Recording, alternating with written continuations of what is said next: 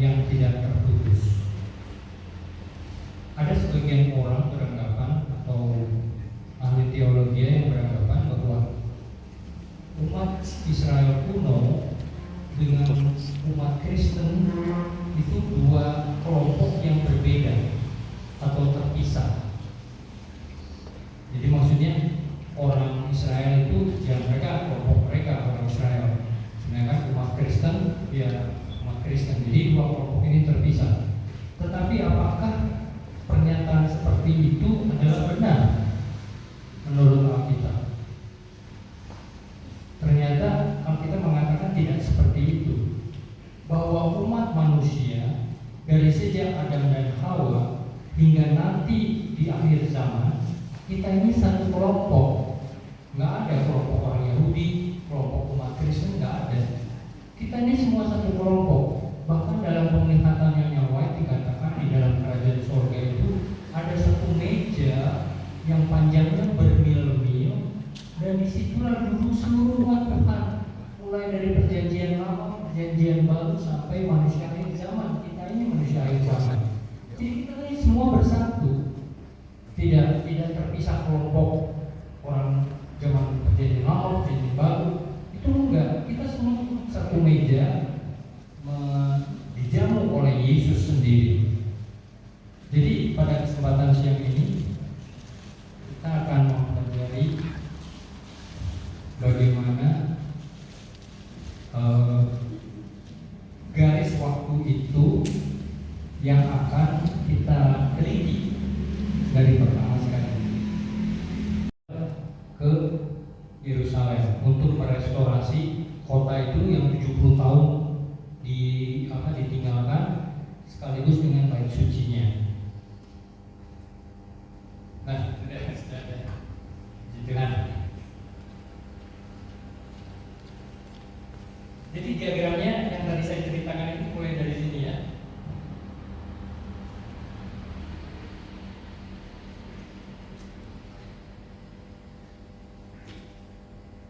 Ini tadi 677 sebelum Masehi.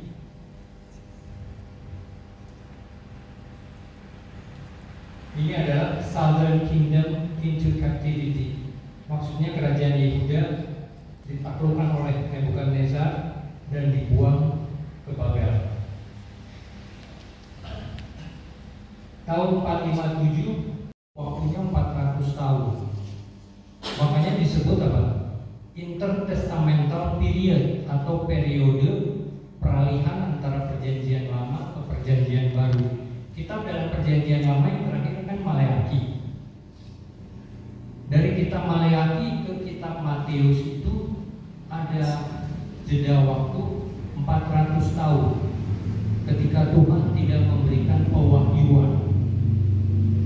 Jadi Tuhan tidak berfirman kepada bangsa Israel selama 400 tahun. Baru pada tahun 27 atau sebelum tahun 27 kan, Tuhan mengangkat Yohanes Pembaptis sebagai apa?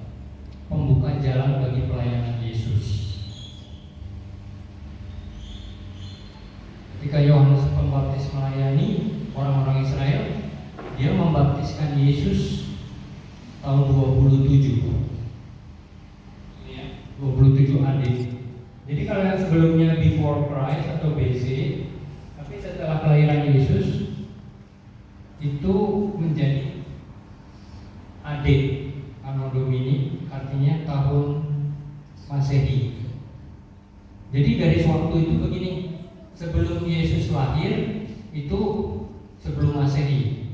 Tapi pas Yesus lahir itu tahun 1 sampai ke sekarang kita ini tahun 2025 itu adalah tahun Masehi. Jadi sekarang 2025 kan tahun Masehi.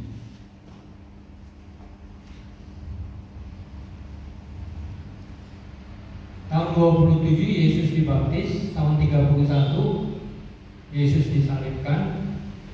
Tahun 34 Stefanus mati syahid, dan berita Injil diberitakan kepada orang-orang kafir atau non Yahudi tahun 34. Dari sinilah bangsa Israel secara jasmani ditolak, tidak lagi menjadi umat pilihan, jadi menjadi Israel rohani, yaitu apa? Gereja-gereja Kristen yang dibentuk oleh murid-murid Yesus, khususnya oleh Rasul Paulus yang bekerja di antara orang-orang kafir atau orang-orang non-Yahudi. Jadi Israel rohani. Nah, dari sinilah berkembang seperti di dalam kitab Wahyu yang dilambangkan dengan kuda putih. Jadi di dalam kitab Wahyu itu kan ada kuda putih, kuda merah, kuda hitam. Yang tahun 100 ini dilambangkan dengan kuda putih. Artinya apa? Injil yang masih murni.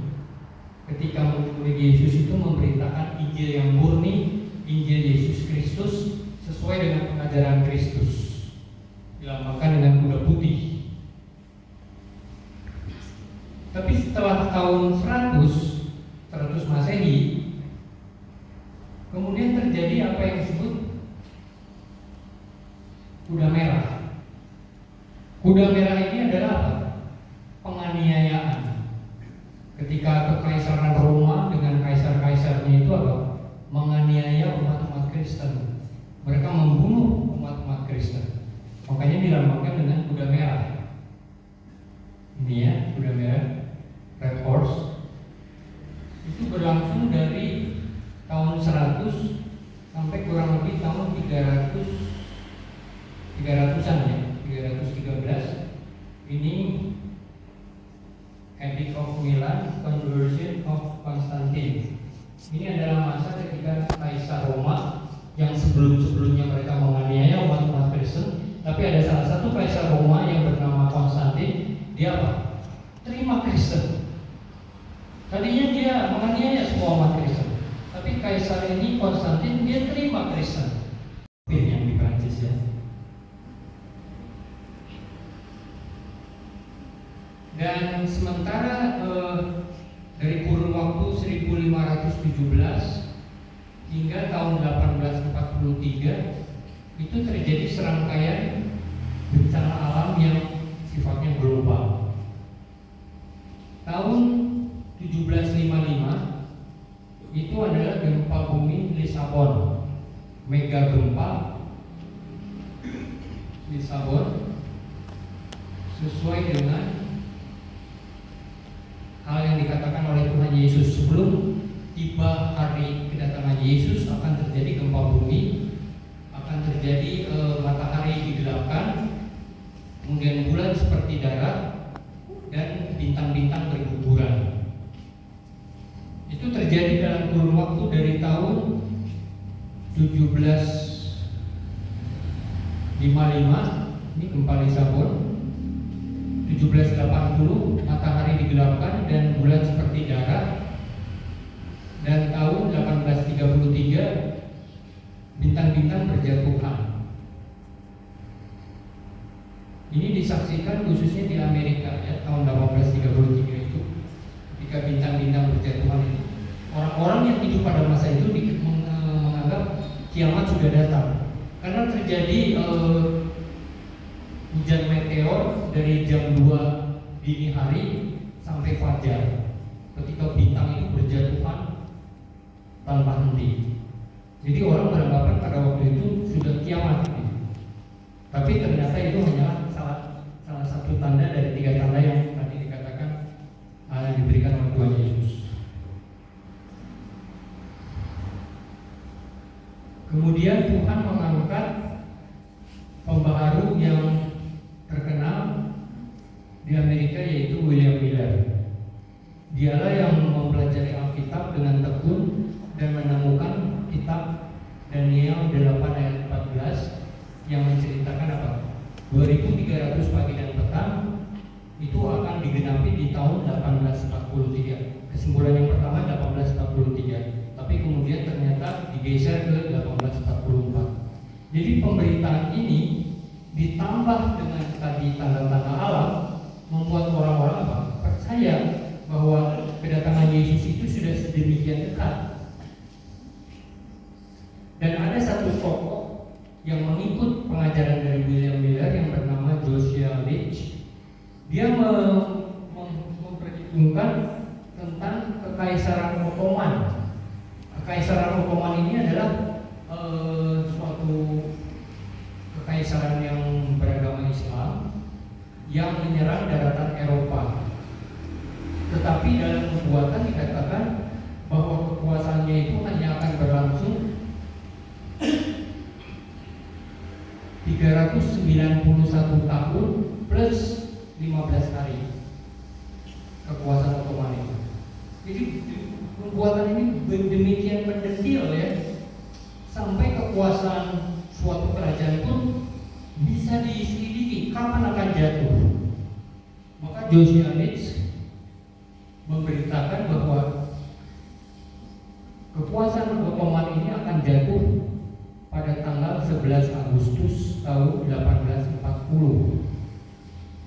Dan ternyata benar apa yang diberitakan oleh Joshua Leach itu menjadi kenyataan.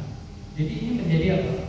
Dorongan bahwa apa yang diajarkan atau yang diberitakan oleh William Miller akan kedatangan Yesus yang kedua kali akan terjadi antara 1843 dengan 1844 itu dipercaya oleh semua orang. Jadi semua orang merasa yakin bahwa Yesus itu benar akan datang. Tadi disertai dengan tanda-tanda alam, disertai dengan perhitungan dari Joshua Leach. Jadi sangat meyakinkan 1843 ini ya. Dan pakaian putih atau jubah putih untuk menutupi ketelanjanganmu. Jubah putih ini adalah perbuatan-perbuatan baik Yesus selama kehidupannya.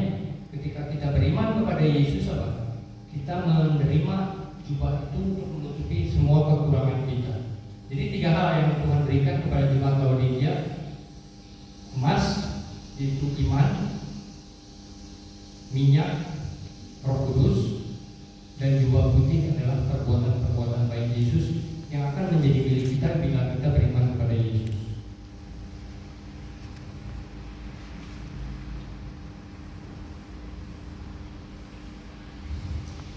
Kemudian kita berada di titik ini ya, National Sunday Law. Ini adalah masa di mana kita sekarang ini sedang hidup. Karena kalau kita melihat perkembangan yang terjadi di Amerika, yaitu binatang kedua dalam kitab Wahyu pasal 13, binatang yang keluar dari dalam bumi, dia akan menyebabkan seluruh bumi ini dan penghuninya untuk apa?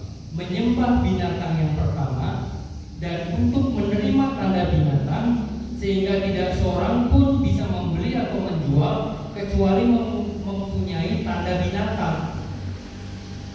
Kita berada dalam posisi ini sekarang ini, antara National Sunday Law First Stage hingga ke National Sunday Law. Inilah posisi kita sekarang ini. Kalau kita melihat berita-berita yang ada di media massa atau melalui internet, Presiden yang terpilih sekarang Donald Trump itu sangat getol membicarakan mengenai kekristenan. Jadi dia selalu mengundang pendeta-pendeta dari berbagai denominasi untuk apa? Datang di Gedung Putih untuk berdoa bersama, untuk membuka renungan pagi.